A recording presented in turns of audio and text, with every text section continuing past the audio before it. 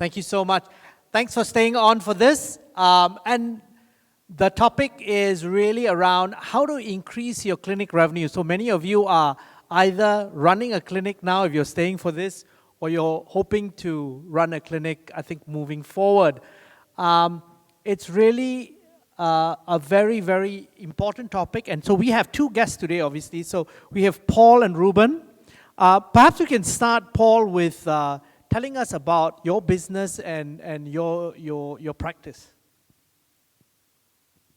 Good morning, afternoon, past 12 already. So my name is Paul. I run the Civil Imaging Center, which is a licensed ambulatory care center in Sandakan, which is in Sabah. Now I hail from the east of Malaysia, right? And I also run the clinics. I've got 3 general practice clinics also in Sandakan. So I run medical facilities essentially. And on top of that, I also have interest in retail pharmacy. And very recently, I just signed a contract for a physio center also in Sandakan. So my work essentially is to group all these facilities together and make it into a localized ecosystem in a small town. I'm not sure how many of you here know where Sandakan is, and it is in Sabah. And they don't live on trees. They have their own houses, etc., and so on. But it's very unique. Perhaps later we'll share a little bit about how unique the east of Malaysia is.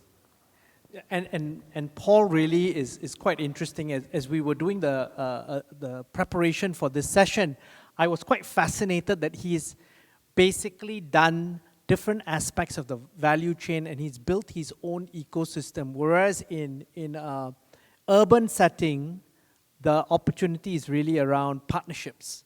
But without further ado, Ruben, maybe you can give us insights on what you do then. Good afternoon, guys. So my name is Dr. Ruben, and basically I run quite a number of things as well. So I have a private practice of my own in Tropicana. I have an aesthetic clinic in KL. We are in the midst of opening another private practice in Penang.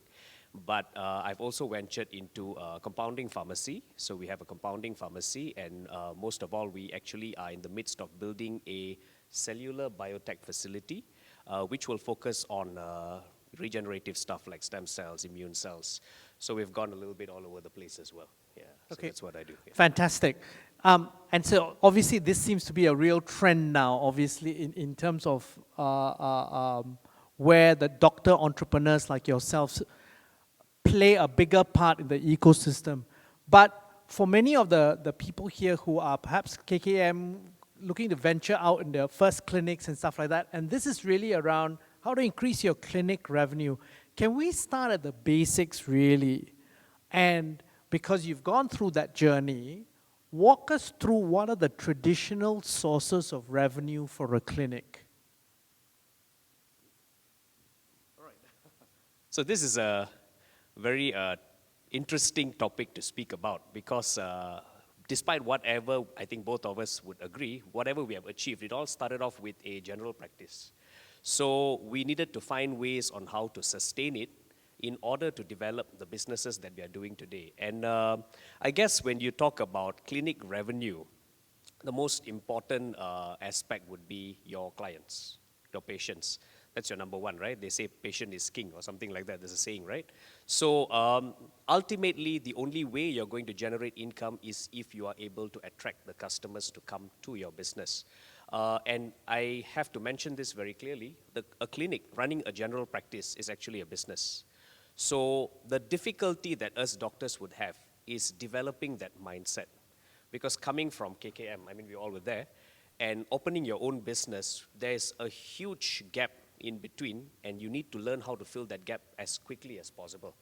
And I believe that process, if we do it correctly, and I think with all the support that is available now, it could be a shorter time compared to what we have gone through. Like for me, it took 3 to 4 years to actually start to see something developing, but that's a very tedious and long process, yeah. I would say, yeah. Most importantly is your clients, your patients. Paul, yourself? Definitely agree on that. Now the topic is about how to increase revenue, and it all started by you setting up your own clinic. Location is extremely important. It's number one priority, right? Common sense tells us that when you set up a clinic, don't set up beside somebody who has already a clinic. But the trend is somehow in one shop lot, there are 10 clinics in one shop, in one row of shop losses, especially in the Klang Valley. So location is extremely important. So before you want to try to bring revenue to your clinic, make sure that you are in a place where people don't want to go. Right? Like where? Sabah. Nobody wants to go to Sabah. How many of you know where Penanga is? There's no clinic in Penanga. 50,000 population, no clinic. If you were to go there and service 10% of the 50,000 population, more than enough already, isn't it? But nobody wants to go. So location is number one, is priority. Now, of course, our revenue comes from patients. Now, in the Klang Valley, most of us do a lot of engagement via social media, right? But in the small places, like where I am, the publicity doesn't come from social media. 30% of my populations are immigrants. 40% of my non-immigrants are more than 60 years old. They do not know what TikTok is. So if you attended the previous session and you think that you want to apply that in Klang Valley, perfect. It would be a perfect place to do so. So therefore, not only the location of the clinic is important, how to market at your particular location will be extremely important as well. Now I mentioned earlier, I've got 3 clinics, and one of them is in a small town called Sempona, which is a diver's paradise. All right, so if you have been to Sempona, everybody knows how to dive.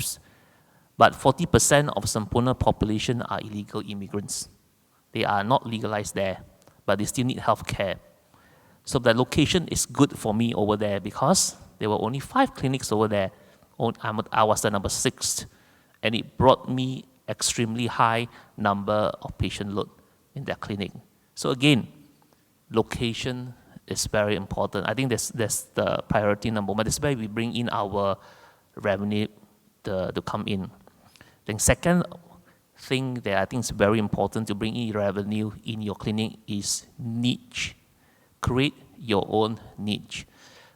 Stem cell, a niche. Aesthetics, a niche. So when I created clinics, I created niche in every of these 3 clinics. My imaging center, the niche is on imaging, full-fledged imaging, includes CT, mammo, digital X-ray, etc., and so on. Full-fledged, niche, very niche. My clinic niche is on orthopedic. Orthopedic is so niche that I do gross manual reduction. I do POP for patient. All right, the patient doesn't need to go to hospital.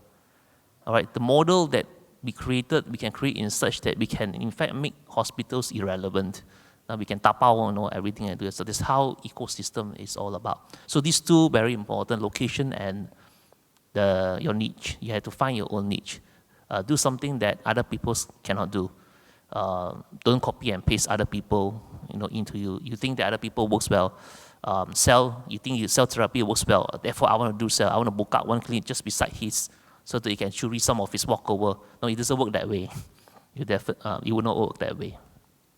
Can I also ask, and this is really from, I'm dialing it back a little bit earlier in your journey.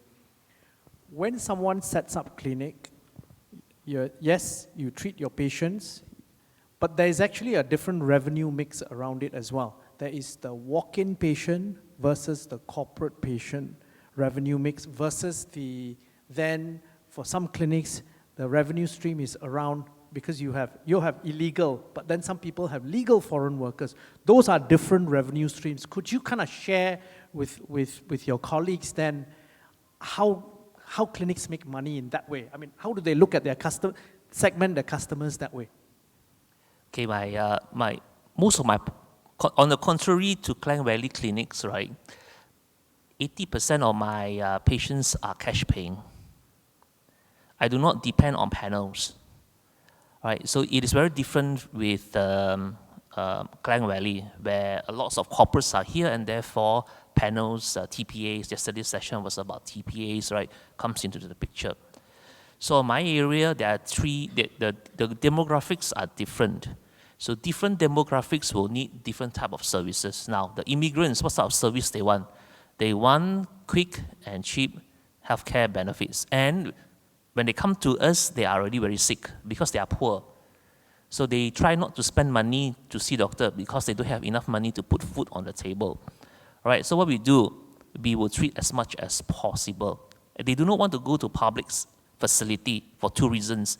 When they go to public facility, they will be charged first class, much more expensive than a private facility. Number two, they are worried that immigration will come and collect them and bring them back to their hometown. All right, so they will not go to public. So this is where I stand there, and not only me, there are a lot of other GP clinics who are there that makes that cater for this group of people. The second group of people are the immigrants which are legally here. Now, in Sabah, lots of foreign workers works in plantation. So we do still have those things like foreign worker benefits and medical checkup. We still do have that, right? But closed doors, I can frankly say that only 40% of plantation workers are legal. 60% of them are not. All right, so they just practically run as such for the past 50 years. It has been like that for some time. So what about the other third group? The third groups are like us, who stays there. They can be teachers, who teach in the local schools. They are professionals, and etc. Do they have insurance? Yes.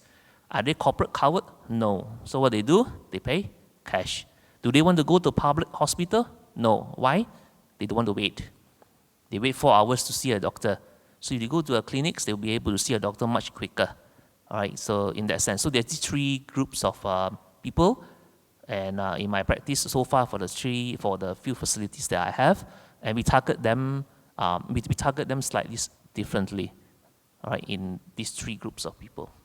Thank you, Paul. Ruben? Yeah, so it's a very different platform compared to Klang Valley, because here 70 to 80% of our patients are insurance or covered by their companies. So we have to see patients coming from corporate companies, and there is I'm going to be very open today.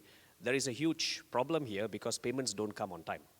So you will need to have, And that's typically what, 60 days, 90 days? So that depends. It can even go up to 6 months.